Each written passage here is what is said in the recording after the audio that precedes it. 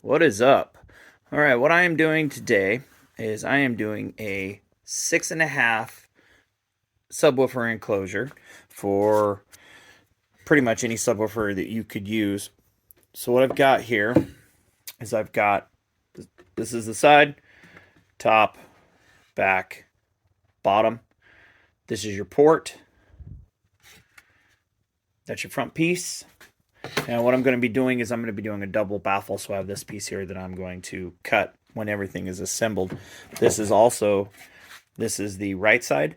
Now, what I did is I countersunk each screw hole because I'm going to put button uh, plug heads in, and then I will sand everything flush. And then the button plugs I got are light in color, so they should match this perfectly. And then when I go and stain, all your screw holes disappear. But everything's countersunk. So, yeah, so that's where I'm at right now. Also, move that out of the way. What I do is I use a ton of glue, and I will show you in this next step. When I glue everything up, everything's glued on the back side. Same thing, everything's countersunk. And what I did is I drew a line in the center. That way I knew where to put my holes, and those are 1.5 inches apart. I don't know if that's overkill, but you don't want any air leakage. So in addition to that, this right here, you can't see it, but there's clear silicone. Every joint has clear silicone. That way you don't get any air leakage. So, in keeping with what I was saying, lots of glue. So, lots of glue.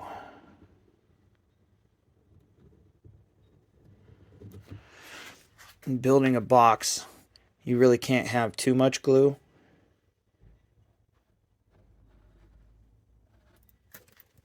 Sorry if my videography kind of sucks here.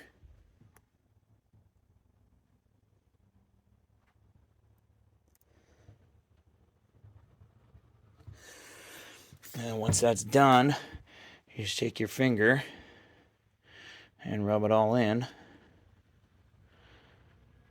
And don't be afraid if it drips down, no big deal. You're just going to go back and clean that up once you get everything secured. Now I use clamps. Clamps are probably one of the most important things when box building, because you want to make sure everything is just as tight as possible. All right, now I'll put the lid on.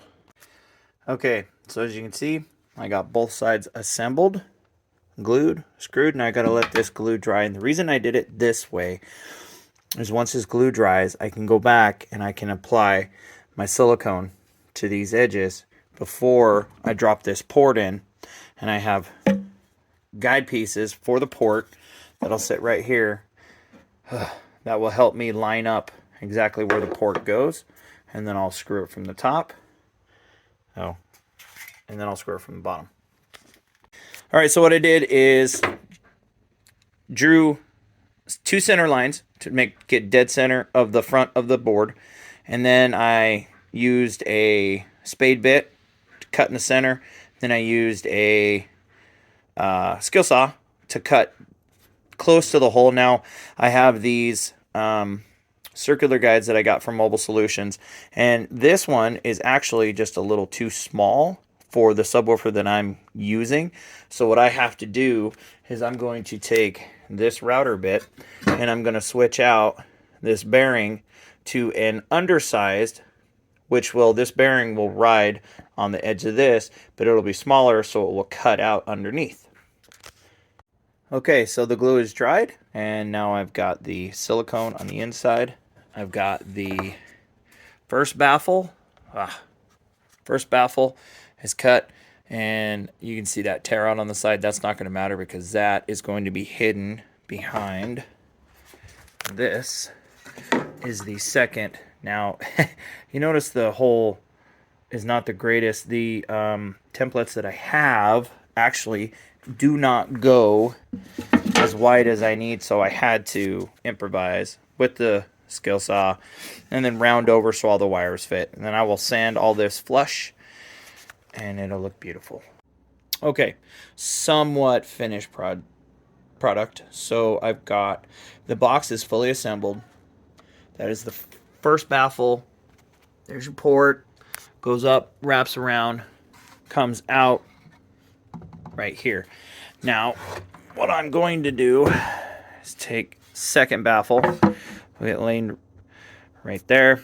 I have to route out for the port, and then I just have to attach it. And then for terminals, I'll just be using studs. Okay, I'm done for the day. I got most of the holes plugged. These holes I did not drill deep enough, so unfortunately I'm just going to have to put filler in those. But all these will get sanded flat and smooth. So double baffle, everything has been rounded over. Now I'm going to have to go back over and round over the edges after I sand the plugs down. But this is the box, and then I still have to cut the holes, probably going to be right here for the power and ground.